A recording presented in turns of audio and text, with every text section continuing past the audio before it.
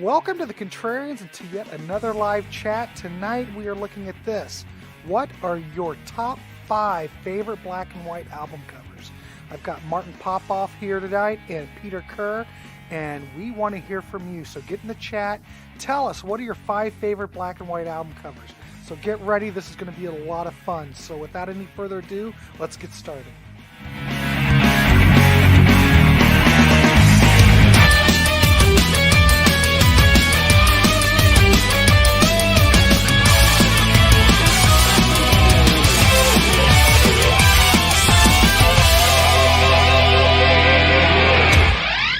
Welcome to the Contrarians, and hey, we are live, and we have an additional guest. Martin Popoff's here, Peter Kerr's here, and Todd Evans. So we're ready, and we are ready to talk black and white album covers, and we want to hear from you. So what we're going to do is go around, and we're going to go around. Martin's going to go, then Peter, then Todd. We're going to just go one off, and we're going to talk about our top 5 black and white album covers, and we want to hear from you in the chat. So if you want to interact, please leave comments and we can talk to you. All right, well, let's get started. Let's throw it over to Martin Popoff. What's your first one? Yeah, well, pleased to be here, guys. This is really cool. I love these album cover topics. We've done lots of them over the years. We've done some hypnosis stuff, and a really cool thing's happening tomorrow. I'm going downtown Toronto and meeting Aubrey Powell from Hypnosis and Bob Ezrin, the producer and stuff, because the big Pink Floyd exhibition is on. So yeah, always love these album cover shows. So my first choice, I'm going with the Clash London Calling. The great Penny Smith photography here. You've got her stuff on the back and on the inner sleeve here. So throughout this, gives the album a nice, cool, classy aesthetic. I noticed tucked into my copy of this, I had, perforated out of Mojo magazine, the original photo by Penny Smith there, 2 copies of that. So yeah, just always loved this picture. I mean, it obviously makes the band look much more violent and heavy than they are. It's closer to the previous album or the album before. This is not a big guitar smashing album, but it's a really cool look, and obviously it's a parody or inspired by the Elvis Presley album cover that has the same thing with a big shot of Elvis on the cover, the same pink and green there. And I just thought I'd take these out because they were close by as well. Clash has other black and white album covers. This is them on the cover of Sandinista. And then this is, I guess you can consider this a black and white as well. It's just like a monochrome sort of photo with the Crazy Riot shot on the back, them looking super, super punk. But yeah, that London Calling, it's considered by many to be the greatest album of all time. Didn't Time Magazine or something vote it the greatest album in 1979? That's just a cool, iconic shot that just brings a lot of punk violence to this album, which isn't really like that. So it's not a great match, but it's just a really cool, iconic shot. Super awesome, excellent.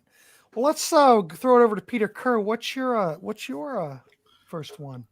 Yep. Well, Grant, I'm going to go with a singer, songwriter, actress, radio host. She's a quadruple threat, and she's probably one of the pioneers of female rock and roll. And I'm talking about the great Suzi Quatro. Nice. So yeah. This came out in 1973, self-titled debut, huge in the UK. Probably not as recognized in the US. She was a trailblazer. There would be no Chrissie Hynde. There would be no Deborah Harry. There would be no Joan Jett or the Runaways if it wasn't for Suzi Quatro. 2 UK number ones, 5 UK top 10s. This album is, you look at the album cover, it's a very strong image. It's rough, tough, direct, and it's just good old-fashioned rock and roll. She was lumped in with the glam movement because a lot of the glam in the day was very retro, going back to the 50s.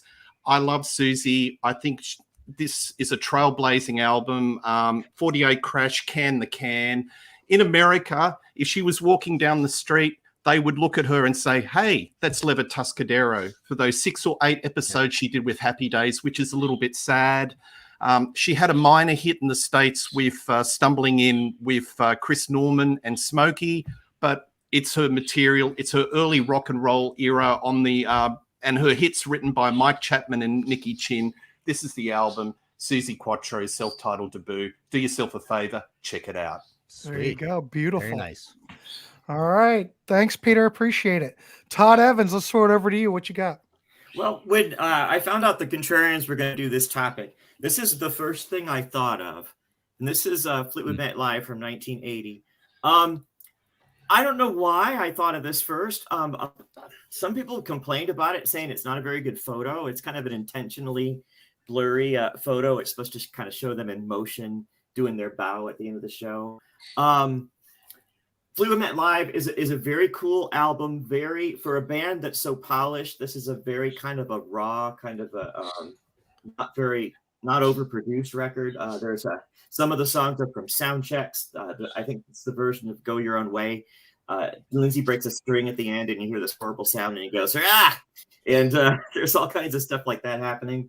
The single Fireflies was actually from a sound check. And so this is a really cool album. It's got the kind of Times New Roman typeface for all of the graphics. Very simple image, but I think very effective for a live album. So that's Fleetwood Mac Live from 1980. And this is that set that came out.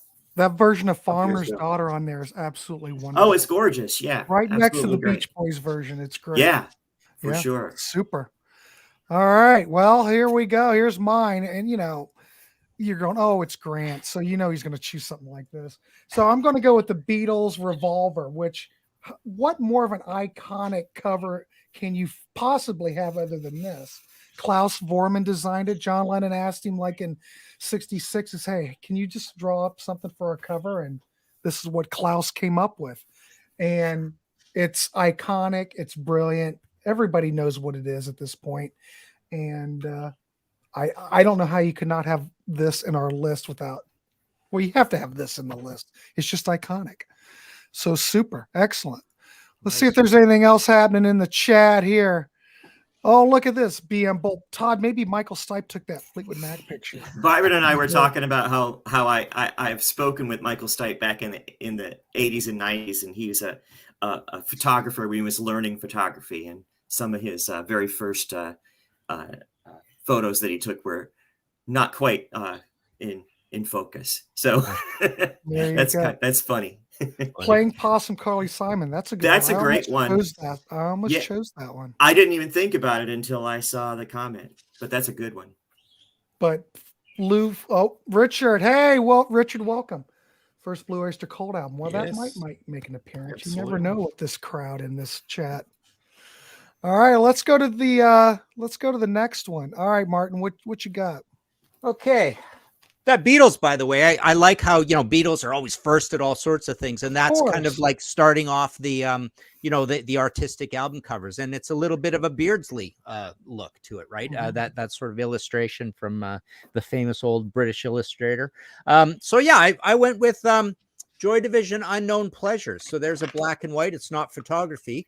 But, a cool thing about this, I saw it come up with Peter Saville. Was comparing this. He was on the Hypnosis documentary, and he was showing this side by side. This is his side by side with Dark Side of the Moon, and he said a kind of a cool thing about them is that they're both science, so they're both timeless, which is kind of neat. So yeah, I went with this. Just a really cool image that, like the Ramones logo, you see this on shirts, and people probably barely even know what it is or appreciate what it is, but it's just a great image on this Joy Division. And then I had this right next to it. I took this out as well. So this is Joy Division Closer that actually uses black and white photography. So their second and last album. So yeah, just both very, mysterious, cool, non-communicative images, intriguing. It just casts a pall over the whole thing. And obviously Ian Curtis's suicide casts an even bigger pall over the whole thing. Yeah, excellent one. Both of the fact for Joy Division, I think that both of those album covers are iconic. I mean, absolutely. Joy Division's in a world of their own. I'll leave it at that. All right, Peter Kerr, what you got? I'm going to change genres, and I'm going to go to an album from 1986, and I'm talking about the late, great Miles Davis and Tutu. I think this is simply a fabulous album cover. And if there was ever a photograph that looked at the soul and the history of a man, there it is. This actually won the Grammy for the best jazz album of 1986 and also the best photograph for the album cover. And there on the back, I just think from a photography point of view, it's just simply wonderful. Is it classic Miles Davis? Probably not, but there's still enough for Miles Davis or jazz fans. The musicology or the instrumentation is very stripped back. It's basically him on trumpet with a synth and a drum machine. He covers a lot of modern pop artists, like he covered Scritti Politi's Perfect Way. Some other notable tracks are Full Nelson and Tutu. But, you know, he plays a lot of mute trumpet on this one. I like it a lot. This is the reissue, and I just think this album cover is just simply, it's a stunning photograph. And you just, you know, looking at the eyes, you just see this is a man of history. And that's the great late Miles Davis with Tutu. Nice. Just wanted to jump in here. What William Walker has mentioned, a kind of a cool point. This whole thing about the hair metal bands, to look serious, you wanted to have a black and white image, and that carried over to the videos as well, right? You had black and white videos. You had the slow motion, the sweat flying as you got on stage. You're winging your guitar around. Everything's black and white and slow motion, and the whole idea was to look artsy, right? And I like Brian Balich's picture of Angel Sinful and also Bad Publicity, which is the one that wasn't used by Angel, which actually was mirrored by Pet Hate, or used again by Pet Hate. Same sort of thing, like the wrecked hotel room sort of thing. So, and I'm seeing some other choices there that are going to come up. I think Stephen Schnee there, that's pretty cool. The Lloyd Cole mainstream, that one. That's a great one. That's a great one. Forward, but yeah. Anyways, yeah, just wanted to jump in and talk to a few of these folks here. We got Patti Smith, Billy Joel, Allman Brothers as well. Yeah, good stuff. Excellent. All right, Todd Evans, what you got? Well, I don't ever pass up an opportunity to talk about Phil Collins. So there you go, face value, 1981. Kind of similar to Peter's last choice in a way, not as great as that, but it's still pretty good. And then the back of it, of course, is the back of his head, back when Phil had more hair. And the whole, even the inside it's not black and white, but they're all candid photos of the sessions and his children and stuff like that. And this is pretty, I mean, this is pretty, I mean, probably everybody knows what this looks like, even if they aren't a fan of Phil Collins, but everybody has seen this. And then when they did the remastered series in 2015 or 2017, they shot the pictures of Phil again with the, at his age that he was then. And then nice. Of course that's the back of his head in more recent times.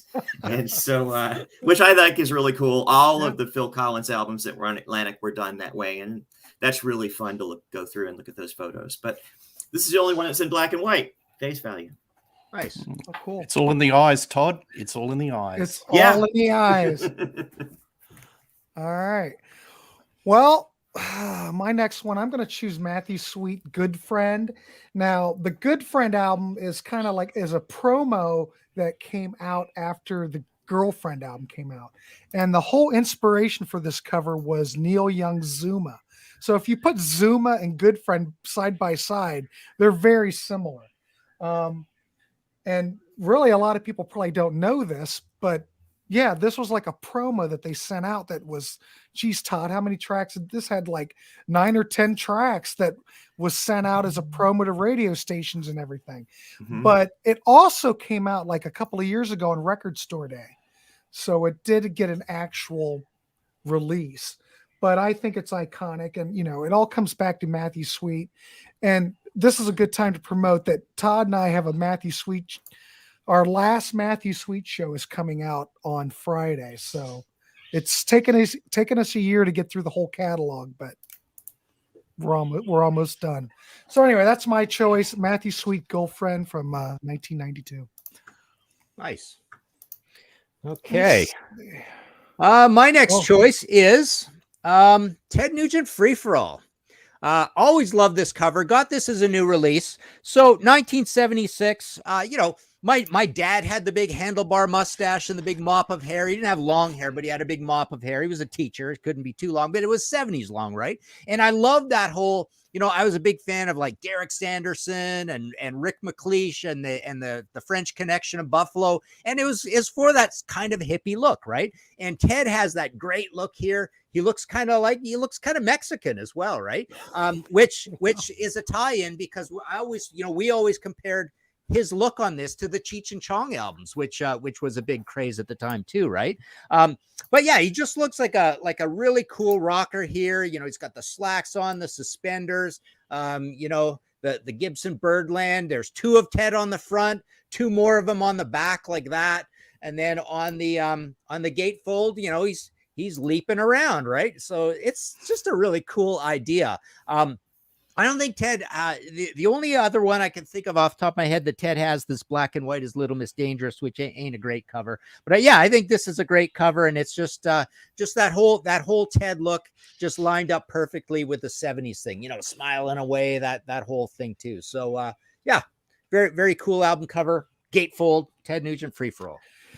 That's a great cover, but did anybody ever notice that there's no bridge on the guitar? I'm not even sure right, there's strings on it. Yeah, the bridge is gone. Yeah. So it's unplayable, kids. I don't know. Yeah, it's funny. very I remember strange. hearing that story now come to think of it. I mean, I'll every time I see the cover, I just stare at it that there's no bridge. Yeah, funny.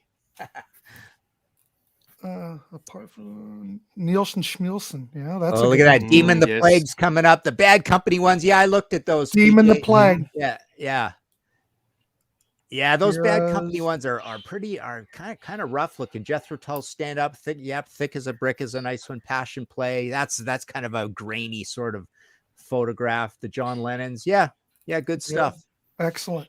All right, Peter Kerr, what you got? I covered this on my channel, Rock Daydream Nation, and this album I put as the greatest album that the casual rock fan has never heard of, and I'm talking about 1989, the self-titled debut for Badlands. This is a great album, and it sort of dives into what Martin was saying about bands that are classified as hair metal, looking serious, and putting it in a black and white photograph. This album sank without a trace. It was probably ahead of its time. It's great bluesy rock. It's classic rock. It's got a bit of hair metal. It's got a bit of blues. This band was never built to last because there was a lot of volatile personalities. You had Ray Gillen and J.K. Lee. We know the Ray Gillen story. I'm not going to repeat it. One thing that's interesting, a lot of album covers give you clues to the inner workings of the band and maybe some possible volatility. And if you look at this album cover, if you look at it very closely, you'll see that Ray Gillen is actually photoshopped. So you've got the 3 lads behind and they've done a photo, but they've put Ray Gillen in as a Photoshop on top. I didn't know that. So, wow. Look at it very closely. It's something that I've just discovered. And to me, that sort of signifies that there were personalities, there was issues, and this was one project that, it had a lot of volatility. Anyway, Badlands, 1989. If you love classic rock, and that sort of genre, it's a great album. Excellent. Good choice. All right, Todd, what you got?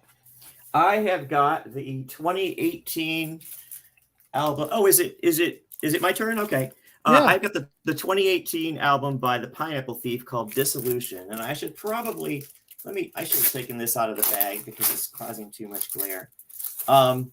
This is an interesting cover because when they did the photo shoot for it, they used actors instead of models, and they gave the actors the content of the lyrics, and then they described scenarios from the album to act out, and then they used the photographs. And this young lady here, I guess, is the one that won the bet. They thought that was the best one.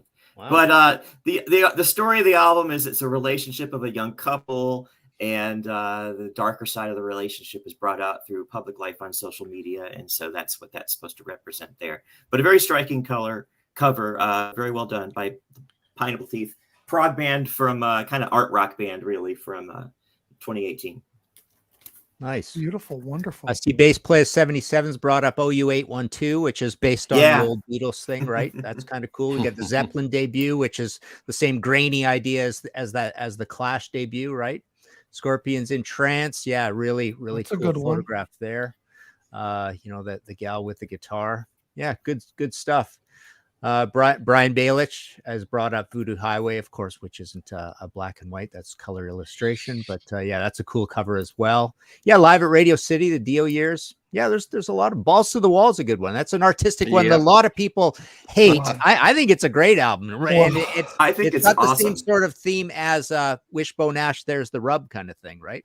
Well, you think about that record when it came out. What was that, 82? That was pretty out there. And that whole video and Udo and the whole thing, that was a whole... Yeah. When we were kids, we were just going, wow. That's very strong image, that one. Very strong for image. A metal band, right? Yeah, really. So cool. Yeah, Mad Shadows was a creepy one, right, William? At the Mott the Hoople album. So cool. All right. Well, the one I'm going to go with is, let's see, what do I want to go with? I'm going to go with Joe Jackson, Look Sharp. So we're talking 1978. And, new wave is just getting started. When I look at this, though, for some reason, it just triggers, this is a totally new wave record. Though I know it's a little bit early. We're talking 78. Gary Newman Cars didn't come out until 79. So I don't think this is really considered new wave, but it speaks new wave to me. It's just very simple. Hip shoes, when I was a kid, I thought, wow, that guy's cool. I want shoes like that. My parents didn't buy me shoes like that, so I had no chance in hell. But I always thought that the album cover is very striking, and it still makes an impression with me today. I don't know. I like it. I love it. Total new wave. Pre-new wave. All right, Martin, what you got? Well, next I've got David Bowie with Heroes. Always loved this shot. Of course, this is a shot that he's acting out the Egon Schiele, one of my favorite artists, Austrian artists. I don't know, what would you call him? An expressionist? An artist from the early, straddling the previous century. But yeah, really cool artist. And this is sort of, he would always pose with his hands in weird sort of fashion. And this is Bowie. Bowie's a great lover of the arts. He knew, and he's also a visual artist himself. But and I believe Bowie painted himself like this as well, with the whole hands thing. But yeah, I always thought that was a good, striking album cover. It's sober, it's simple, it's moody, it's a great expression on his face. And then around the same time, you've also got changes one Bowie, and you've got Station to Station. So there's kind of an aesthetic going there. And, at the same time with the Berlin years, you got two black and white album covers from Iggy Pop in The Idiot and Lust for Life. I don't think either of them are particularly great. I like The Idiot better, but so you're getting a whole sort of bleak, wintry, cold weather, the Wall and all that stuff, from these black and white albums from Iggy and David working together in the Berlin years. We're getting a lot of love for Bowie in the chat. Oh, yeah? Yeah. Yeah, cool. Yeah. Stephen Shee, Stiff Little Gilmore. Fingers, Nobody's Hero. That's a good one. Yeah. All right. Well, let's go over to Peter Kerr. Peter Kerr, what's your next one? I was just going to say about David Bowie Heroes. I wonder if Madonna cribbed that with Striker Pose Vogue. I don't know. Anyway. Oh, I'm sure. The Damned, Phantasmagoria. I think this is one of my favorite album covers of all time. I love it. 1985. It's just so artistic. And if there was one album cover that propelled the genre of gothic rock, this is the album cover. Even if you didn't know the band, it's just intriguing. Photography, art design, it's wonderful. The album itself, I like it a lot. It was their sixth album. It was on the MCA label. It's a lot of Baroque, Kinks-orientated, garage rock, Street of Dreams, Shadow of Love, Grimly Fiendish. It was their most commercially successful album.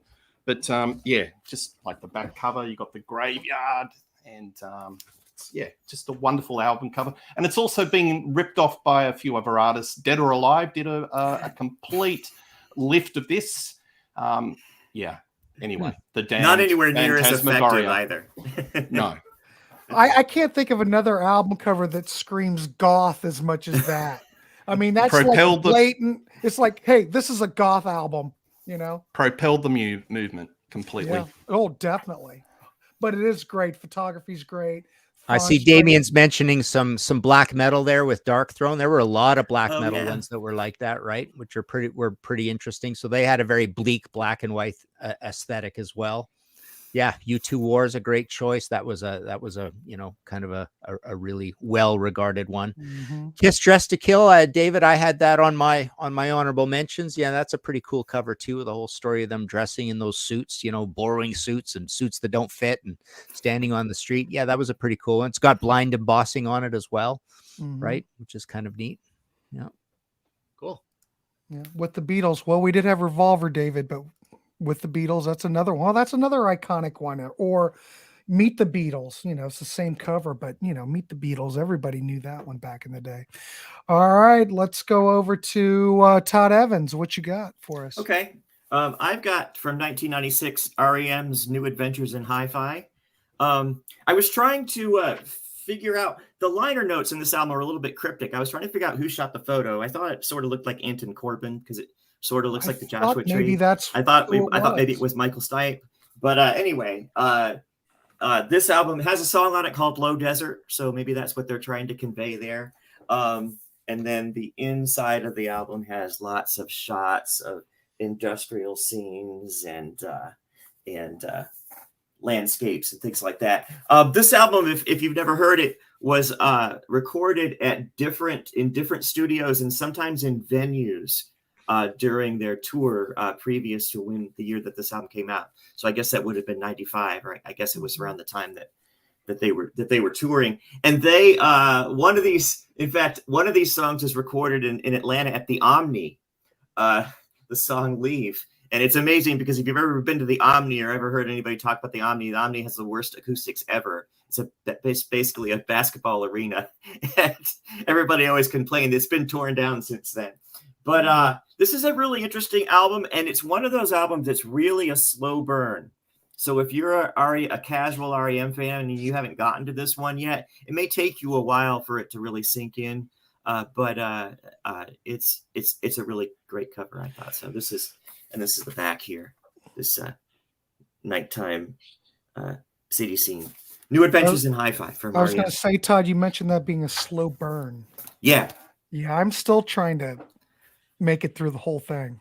Yeah, well, the part of it being recorded, you know, sometimes, you know, like at sound check and stuff like that, it doesn't have the consistency of like an album from that time that was, you know, produced and engineered by Scott Litt and, you know, recorded at a certain place, like Lysert's Pageant is recorded in Indiana at wasn't that Don Guillaume? Don Guillaume production. Yeah, and it totally sounds like that, and it holds the album together. Well, this album is recorded all over the place, and it feels like it. But Right. Cool album cover though. Last Great Hurrah. Maybe. That's a whole other show. All right. It is a whole other show. It's a whole other show. Let's see. What do we want to go with now? I'm gonna go with oh wow, this is quite an album cover. Comus, First Utterance, Dawn, that was on the Dawn label from 1971. Yeah. Have any of you gentlemen heard this record? It is a bit disturbing. It is what you consider, progressive folk? It's famed for being one of the creepiest albums of all time. It's creepy as it's not goth, kids. It's just creepy, and the album cover kind of fits. If you look at this drawing, I believe it was like one of the band members drew it. It was an artist. I mean, the whole thing wraps around to the other side, but it just looks painful. But it's so iconic, and it's just so disturbing that I had to mention it. But yeah, this is one of those bands. Opeth refers to Comus. They're, believe it or not, that Comus was an influence to Opeth. So they're one of those cool bands, but no one really knows about it. But that album cover, everyone should know it. It's just It's definitely, I would recommend anyone just to take a listen to this record because it is very disturbing and very uncomfortable. Well, now I want to hear it. you got to hear it. I swear to God, it is a plus. How does it play backwards? There's a lot of secret messages. Right. Messages. I'm not going to become possessed and my eyes will dilate. The music looks like the cover. I'll leave it at that. Right. Okay. Right. Let's see. Oh, look at that. Marco, some great picks in the comments. Thanks, folks. Thanks, Marco. Joan Jett, Pure and Simple. I'm not sure if I know which one that is. Yeah. That must be a later record. Yeah, that's a good one. Yep. Oh, Rolling Stones, Exile on Main Street. Yeah, Beatles, Yep. Revolver. Oh, there you go. William Walker.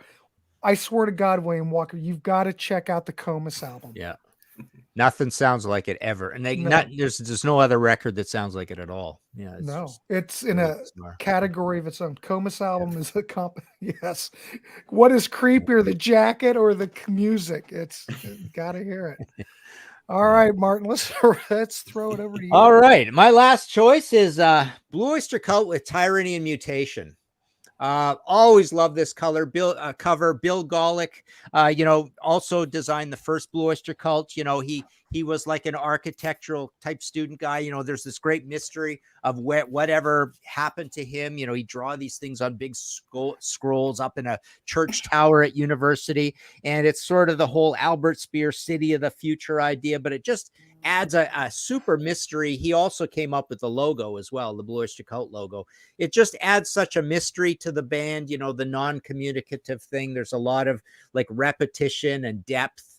They're kind of like depth experiments, right? And the debut is like this as well, but just really, lacking humanity, alien. It goes with the whole alien conspiracy thing of Blue Oyster Cult. And then the third album, this is not a Bill Golick, but it's also black and white, where you've got the, the band and the dead dogs, which reminds me of the whole Process Church situation. That's a long story, but yeah, the dogs are not dead on the front, but the dogs are slaughtered and dead on the back next to the plane, and the band isn't there. And then later on, you've got, Greg Scott did a lot of, rest in peace, Greg. He was an amazing artist. He did a lot of art like this after his Blue Oyster Cult tenure, and that was sort of the art he did. But yeah, so this is The Revolution by Night from 1983, and that's some more black and white, awesome illustration by him on the back cover of the thing. But yeah, a lot of fans don't really like this album cover. I think it's pretty cool, but with the band at the top, but definitely Tyranny Mutation's one of the coolest things. And yeah, he sort of disappeared. There's only one picture of him. I've even recreated his picture in my weird occult flaming telepaths Blue Oyster Cult book and made him out into a Knight Templar and all this. But there's literally one photograph people know of this guy, and he went off to be a New York taxi driver or something, and no one's ever sort of discovered him again. So it's like just a really cool story. And with that title, Tyranny Mutation, great black and white iconic album cover. Excellent. All right, let's see what we got in the comment section. David's mentioning Secret Treaties. Yeah, keeps him coming back to that. Yeah, just having kind of a weird pencil illustration is pretty. Yeah, Jimmy Page Outrider. That's actually a pretty good album cover. Just a shot of Jimmy, kind of Jimmy looks good. Chesting up sort of thing. That's when he had his fanciest hair going, right? There's Permanent Waves. We've already been talking about Permanent Waves, and that was one that we almost put on. That is a great album cover as well. So yeah. Friends of Mr. Cairo. That's another good one. Black and white. Vulgar. Oh, yeah. Vulgar with the big, guy getting smashed in the mouth picture. That's pretty cool too. Nice and simple. But yeah, Friends of Mr. Cairo looks like Joy Division closer, right? Kind of the same look there. DC says black and white is timeless. Yeah, that's interesting. It's a classic look. Yeah. All right, let's throw it over to Peter Kerr. Peter. Yeah, my last choice is a little bit of Aussie rock, and I'm going to go to Dark Room by The Angels, or known in America as Angel City from 1980. I think there's nothing more effective than watching eyes on a cover. So you've got Doc Neeson. I assume it's Doc's eyes that are drawing you in. This band, they're one of my favorites. One of the best live bands I ever saw. Doc Neeson was an amazing live performer. It's just high octane, energetic rock. They had the trademark clash staccato guitar sound, and they should have been much bigger. This album's got their couple of their live staples: No Secrets, Poor Baby, Face the Day.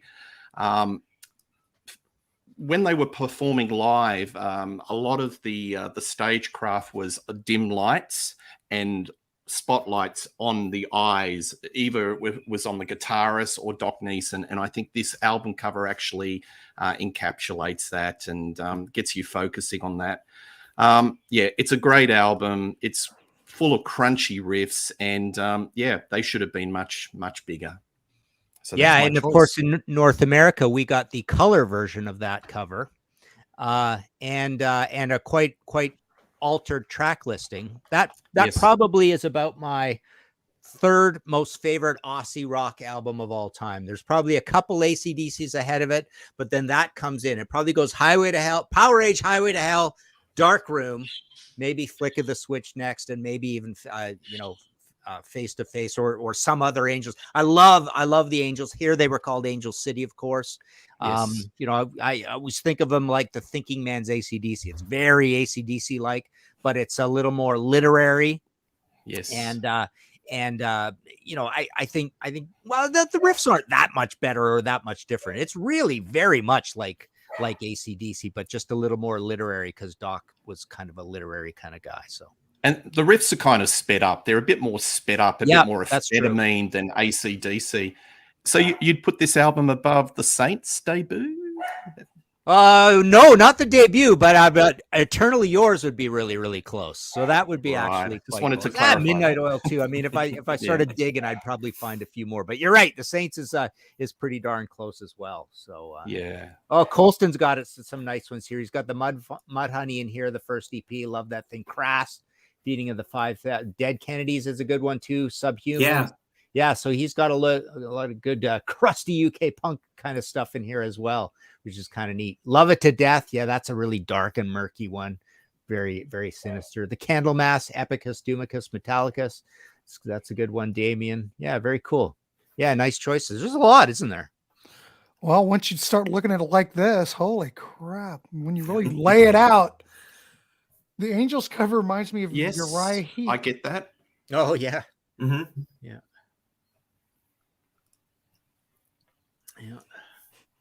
Yeah. That is funny. Yeah. Here's a good one. Alice Cooper, Love It to Death. I didn't pick that, but I was thinking about it. I mean, what a great cover. All right, Todd Evans, what you got? Let's throw it over to you. Okay, well, when I picked this one, I thought to myself, I'm amazed that I haven't figured out a way to talk about this album on the Contrarians or on some other show because I love it so much. Missing Persons, Rhyme and Reason from 1984. Missing Persons, Dale Bozzio, the wife of Terry Bozzio, the drummer, and then there's Warren Cucurullo, all of them Zappa alumni. And this is their second album. This album is all electronic drum pads, and if you want to hear that done right, this is the album to listen to. Just absolutely stunning drum performance. And these photographs were taken by Helmut Newton. There's Del Bozzio right there, and then you can see Terry right there, and Warren, Chuck Wilde, Patrick O'Hearn, who at the time had his own a couple of new age albums that he made for Windham Hill. But this album is great. This image is just fantastic. It should have been iconic. This should have been a successful album. It was not. No. And it's a shame. But this is one of my favorites. Yeah. And didn't Helmut Newton do Love It for Sting as well? I think so. Yeah. Scorpions. Yeah. We've got some good choice. These Opeth choices are good. David and John mentioned both Deliverance and Damnation. Opeth, those are really good, creepy, classy, antique looking haunted indoor shots, right? Those are good. Fates Warning, No Exit, Zebra. Yeah, zebras are funny. Zap Absolutely Free. I've had to write about a bunch of Zappa today. I love the Ship Arriving Too Late to Save a Drowning Witch album cover. With the little very simple graphic on it. Pretty funny. Mm-hmm. Yeah, but Byron isn't Absolutely Free. It's got color on it. Oh, does it? Yeah. Yeah, absolutely. Come on, Byron. Here's one, Pink Floyd, The Wall. Well, yeah, that's an Yeah. obvious one. That's a good one. Oh, here we go. I knew Marco would probably mention something like this. Wizard, Eddie and the Falcons. The image on the photo is black and white.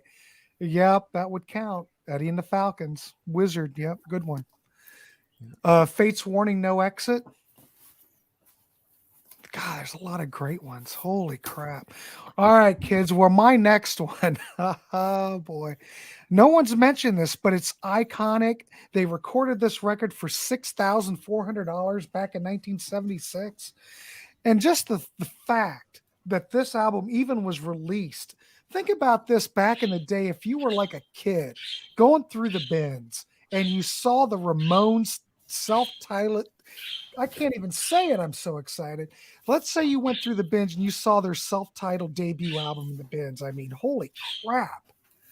I mean, right there, I think those guys look great. I love the way the logo just kind of drapes behind Joey's head, behind the band. You thought this thing would have really taken off, you know, but I think it was a bit early, 1976. I mean, you know, Sex Pistols haven't come out yet, have they? I mean, didn't Ramones predate the Pistols? Yep. Yeah. Yep. But I mean, this was just barely a blip back in the day. But I think it's a great record. It's, to me, it just signifies the whole punk movement. And It's Rocket funky. to Russia, you get the grainy sort of similar thing. So the grainy look that lines up with the Clash's debut and Zeppelin's debut, right? The grainy monochromatic black and white. Yeah. Great stuff. I love it. It's hard to believe that they recorded that record in 7 days and it cost $6,000. Great album. Yeah. Great record. Still stands up today. Yes. Oh, here we go. Fleetwood Mac Tusk. Yeah. And Motorhead, I almost went with the Motorhead. I see the Motorhead, but they got so much better with Overkill that I thought, you know, penalize them for that, for the first one being, you know, that Snaggletooth not being that great. Yeah, Wasp Headless Children, bass player. Yeah, that's a pretty thoughtful one with all the famous people in it. Beatles White Album. Thanks, Ivan. I appreciate your thoughts on the Ramones. Yeah, yeah. Mystique, Black Rider. Yeah, there's a classic. Oh, there's a big collectible, a progressive rock. Somebody we know has done a nice documentary on that band. Yeah, on Friday, this man who did this documentary is going to come on my show live, and we're going to talk about it on Grants Rock. Quadrophenia is an awesome choice. Wow. Yeah. That's one I would have picked, actually. That's a great There one. you go. That's for the win. That's one I would have had on my list had I remembered it. Yeah, absolutely. Ooh, what about this? Goat whore. Yeah, I can't picture carving that. out the eyes of God. Yeah. Colston, what's happening with you, man? I almost went with the Down debut, right? Down with Jesus, you know, smoking a cigarette, you know, in very high, you know, barely see him. So that's along the same lines. The NOLA crowd. This was a good Cramps Off the Bone. Yes. That is a good one. That's I a love the great. Cramps. Yes. Oh, ha, ha. This is a good one. Smell the Glove. How much more classic. black can it get? Yeah. None more. None more. Very shiny. Yeah, You can see DC's yourself going, in both Goat sides. whore. I don't know what that is. Smell the Glove. Sammy Duet. It's offshoot of Acid Bath, right? Very, very, you know, swampy NOLA death metal kind of thing. They were pretty famous for a little while there. Sammy's hilarious. Met him a few times here in Toronto. Played the opera. Oh, Women and Children First. Well, that's a great photo. I don't like that photo, you know. Really? I don't like it because I don't like the pose, and I don't like the fact that Eddie looks like Tony McPhee, the great just recently deceased Groundhogs leader, right? Because it looks like he has mutton chops the way he shot him. So I don't like any photo where the guy doesn't look right. He doesn't look like the person. I got it. Well, that makes sense. So. Oh, I can't believe no one here even mentioned this. Metallica, the Black Album. Oh yeah, yeah. That's a It's good not one. a great one, really, I guess, right? It's like annoying with that slight the logo just barely showing, and then the weird snake little graphic. I don't know. I was always annoyed by that album cover. What? I think Sammy Davis Jr. was the goat whore for a brief period of time. Exactly. Well, DC, he possibly. I don't know. Good point. Good point. The new Planet Waves. Phillips. I don't like the Planet Waves cover. That's just too messy looking No. for me, Colson. Yeah. How about Billy Joel the Stranger? Yeah, that's Oh, good. yeah. That counts. Yeah. Well, we're slowly slipping into just naming Yeah. every black and white Yeah, album. we're cover, just right? naming every black and white album. Well, we might as well wind this. We cranked through this with 4 people. Yeah. That's all I'm going to say. We did. Does anybody topic is top 5? So I list like 40 albums. Oops, it's all right. You're okay. I had to narrow down from 16. I have 11 more. So, well, name your 11 more. Go ahead, real quick. do you want me to just show them real quick? If like, real anybody fast? has any honorable mentions while we're here, we've got some time to fill. Permanent Waves, I which thought is somebody my else would pick favorite. it. Catatonia, The Fall of Hearts, beautiful album cover. Midnight to Midnight, Psychedelic Verse. Yes. Opeth, Blackwater Park, already mentioned. Mastodon, Huston Grimm, even though the writing is gold. Leprous Pitfalls from a couple of years ago.